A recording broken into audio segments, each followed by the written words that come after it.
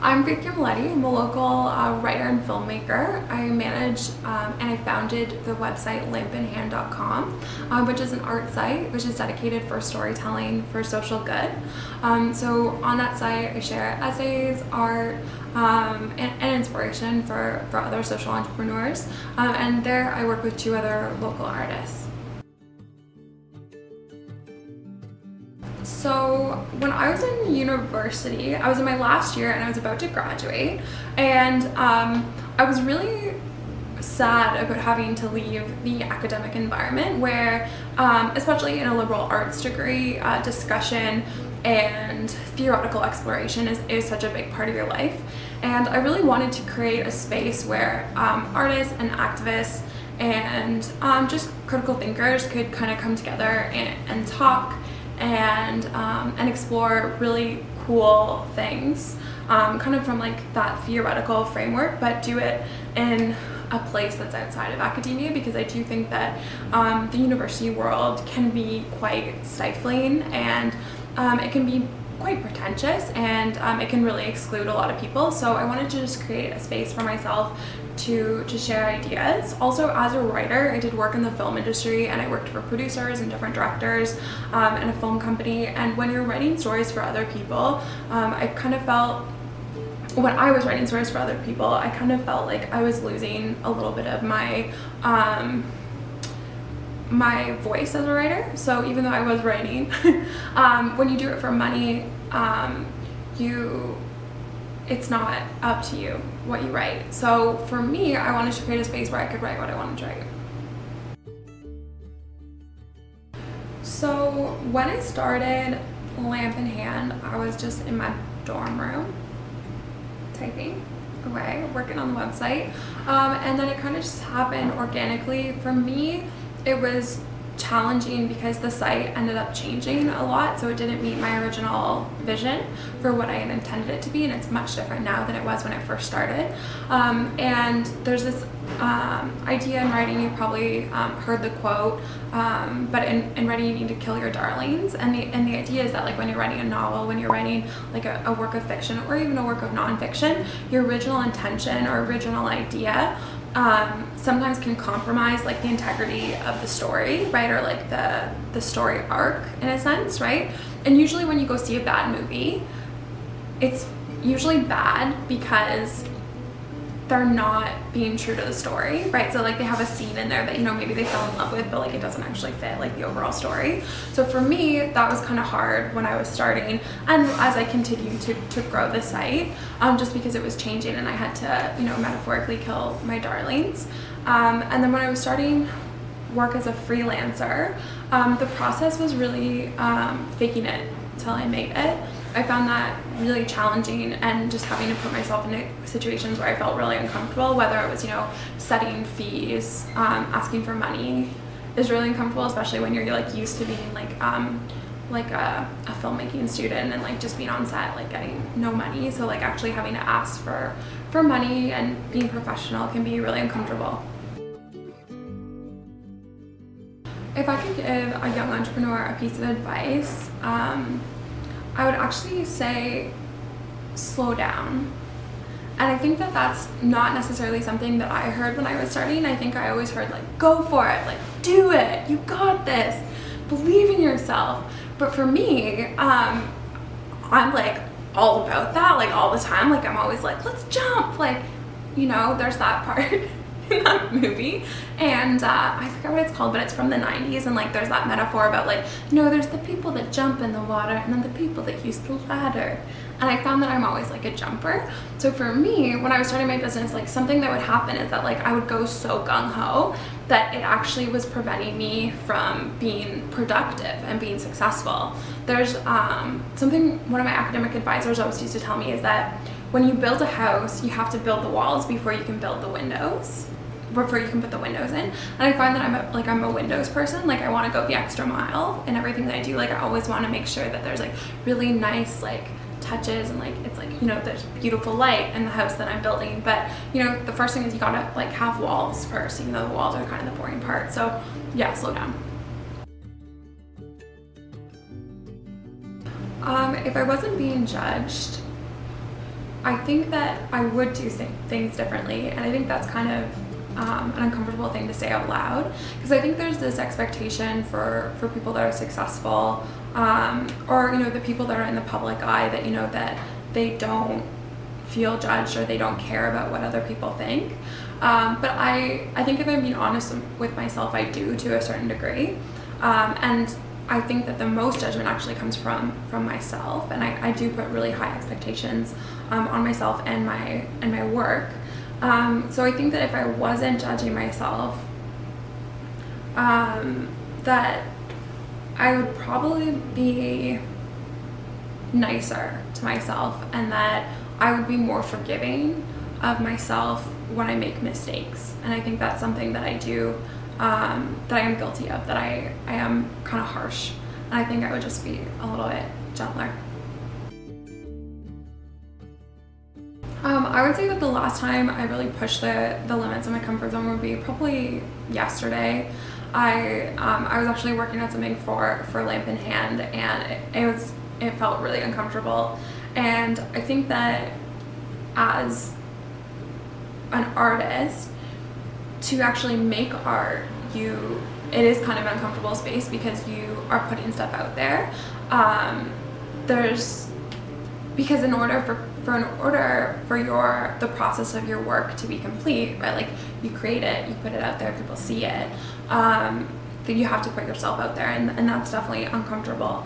And I think it's the same in relationships, in business situations. I think that if you're doing a good job and you really want to go far, that you do need to push the boundaries of your comfort zone every day. And I think that's really how we grow as people. There's a really great quote that I heard from writer Cameletti, and she says, what got you here won't get you there, right? So if we don't want to be stagnant, we do have to continually be pushing our comfort. For me, I actually end up asking for help on a daily basis, which is quite uncomfortable, but for me it's not actually in my business itself, but it's in my personal life. I'm a person with a disability. I live with a chronic illness, and because of my physical disability, I sometimes have mobility issues, and there's sometimes things that I can't do for myself. And because of that, I have to ask my partner or my family or my friends to help me just get through daily tasks. And I have to ask for help, because if I didn't, then I wouldn't be able to function, and then therefore I wouldn't be able to run my business. I would say that vulnerability plays a huge part in entrepreneurship, and making art in general, even if you're not doing it professionally, because when you're making art or selling a service or product, you're putting yourself out there, and you're asking people to buy it, or people to buy into you and your brand. So I think that really putting yourself out there, really putting yourself in the arena, is vulnerable in all situations, whether it's at work or in your personal life. So I think that vulnerability is a huge part of being an entrepreneur, because if you're not putting yourself out there, you're not making money. I'm inspired by a lot of different people. I'm inspired by people in my life, some of my friends, other artists that I've worked with or collaborated with. I'm really inspired by women in my family. I come from a strong tradition of warrior women. My mom, my grandmother, my aunts. And I'm really inspired by the strength and mental fortitude that they've shown in their life and through their life circumstances. And I'm also really inspired by strangers on the internet, by artists that I haven't met, but I just really appreciate their work, especially artists that are multidisciplinary, people like Miranda July, Mandy Leto, just different writers and artists that are doing that are working within multiple mediums. I find that really inspiring, especially because I am someone who's multi-passionate, and I want to work in more than one medium.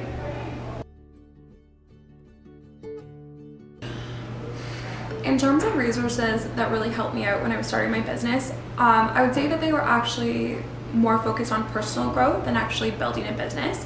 And the reason I say that is that early on I heard this really great audio file by the life coach Steve Chandler, and he has this idea that if you want to do something and you want to be successful at it, you need to develop your want to do it. You don't actually need to learn how to do it, because he says if you really want something, you'll do it. And he uses the example of a parent and a child not cleaning their room, right? Like if you were a parent and your child wasn't cleaning the room, you'd be like, oh my God, he doesn't know how, right? Like you would like say he doesn't want to, right? Like you're not going to give them a manual on how to clean their room. So for me, I'm really drawn to resources on like living a better life, living more authentically, just being comfortable with myself. So that I can be who I am, and then I can do the work that I want to do. So resources I would recommend would be Christine Hassler's podcast, Mandy Leto's podcast, MoxieCast is great. Danielle Laporte has a great newsletter.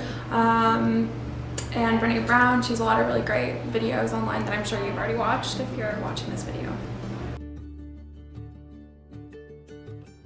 As an entrepreneur, I find it really hard to balance life and work.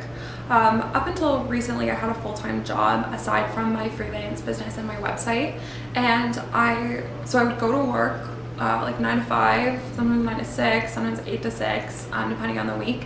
I would come home and I would like instantly start working on my own stuff, like my own art. I would be working on the website at night. I would be having meetings or interviews with different artists for the site, and then on the weekend I'd go to film shoots, and so I was basically always working, and I found it really hard to balance. And even now when I'm not working, I thought I would have so much time. I don't. Like I still feel like I'm working full-time, so that is something that I really struggle with, and I really want to be intentional moving forward with how I find balance.